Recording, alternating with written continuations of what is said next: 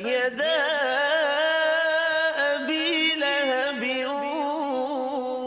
وتب ما أغنى عنه ماله وما كسب سيصلى نارا ذات لهب وامرأته حمالة